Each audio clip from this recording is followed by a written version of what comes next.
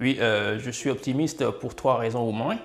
La première, c'est que aujourd'hui, nous assistons à un épisode que nous avons déjà vécu avec les banquiers centraux. C'est-à-dire que ce qui a conduit à la naissance de monnaie locale dans le passé, c'était le fait qu'il y avait des dérives dans la gestion de la politique monétaire par les gouvernements. Il y avait ce qu'on appelait des politiques de seigneuriage, c'est-à-dire que les gouvernements utilisaient la planche à billets pour financer leur déficit public.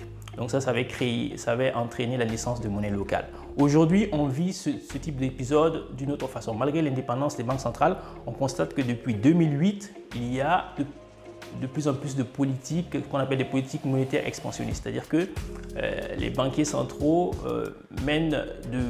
utilisent des politiques pour injecter davantage de la liquidité dans les économies.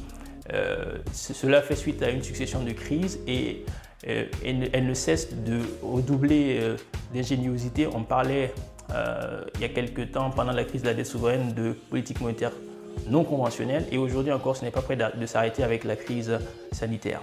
Donc, de plus en plus, toutes ces politiques contribuent à ébranler la confiance des utilisateurs dans le système central.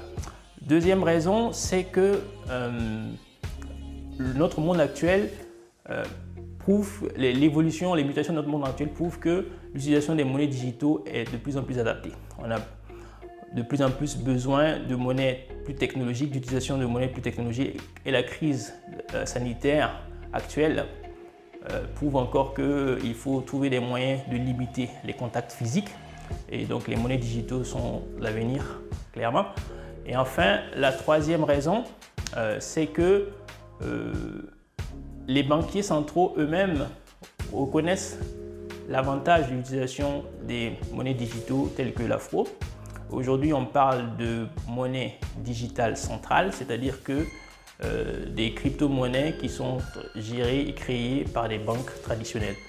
L'exemple le plus emblématique, c'est la JPM Coin, qui est une crypto-monnaie créée par l'une des plus grandes banques américaines, JP Morgan.